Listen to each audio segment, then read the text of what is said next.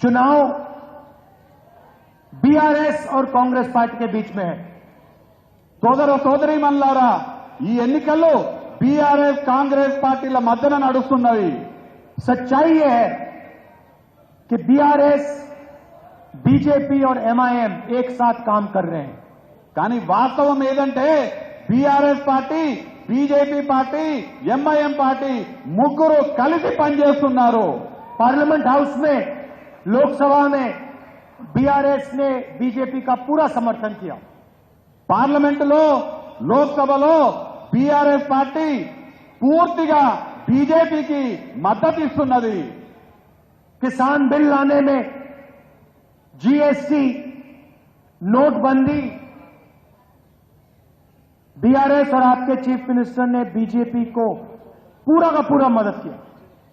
రైతుల చట్టాలపైన కానివ్వండి, జీఎస్టీ పైన కానివ్వండి, అలానే నోట్ల రద్దు పైన కానివ్వండి, పూర్తిగా రాష్ట్ర ముఖ్యమంత్రి కేసీఆర్, బీఆర్ఎస్ పార్టీ పూర్తిగా బీజేపీకి సంపూర్ణ మద్దతు ఇవ్వడం జరిగింది పార్లమెంటులో.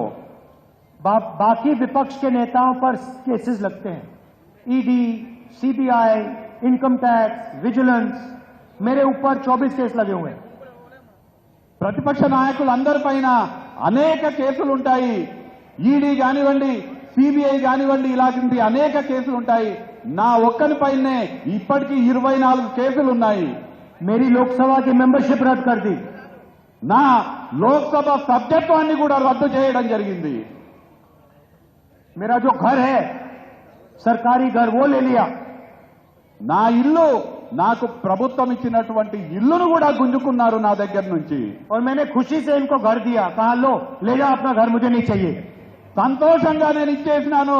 ఈ ఇల్లు నాకు అవసరం లేదని నేను ఇచ్చేసినాను. पूरा हिंदुस्तान मेरा घर है, पूरा तेलंगाना मेरा घर है। యావత్ భారతదేశం నా ఇల్లు, ఈ తెలంగాణ రాష్ట్రం మొత్తం కూడా నా ఇల్లు. करोड़ों लोग अगर मुझे जरूरत पड़े तो करोड़ों लोग मुझे अपने घर में रहने देंगे। అవసరమైతే కోట్లాది మంది నన్ను వాళ్ళు హక్కున చేర్చుకుంటారు.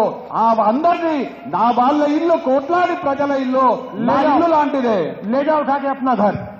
తీసుకో, మీ ఇల్లు అవసరం లేదు నాకు. तो जो भी उनसे लड़ता है, उन पर केस होते हैं, आक्रमण होता है, मगर आपके चीफ मिनिस्टर पे कोई केस नहीं। ఎవరెవరైతే బీజేపీ పైన పోరాటం చేస్తారో వాళ్ళ పైన కేసులు పెడతారు, వాళ్ళ మీద ఆక్రమణ చేస్తారు. కానీ బీఆర్ఎస్ పైన, బీఆర్ఎస్ ముఖ్యమంత్రి పైన, వాళ్ళ నాయకుల పైన ఏ మాత్రం కూడా కేసులు ఉండవు. कोई सीबीआई इंक्वायरी नहीं, ఏ సిబిఐ ఎంక్వైరీ కూడా బీఆర్ఎస్ నాయకుల పైన ఉండదు. कोई ईडी का अफसर उनके घर के सामने नहीं खड़ा। ఈడీకి సంబంధించినటువంటి అధికారులు వాళ్ళ ఇళ్ల దగ్గరికి కూడా పోరు. इनकम टैक्स वाले कोई सवाल नहीं पूछ रहे, ఇన్కమ్ ట్యాక్స్ అధికారులు వాళ్ళని ఒక్క ప్రశ్న కూడా అడగరు. क्योंकि आपके चीफ मिनिस्टर और नरेंद्र मोदी एक साथ मिले हुए हैं।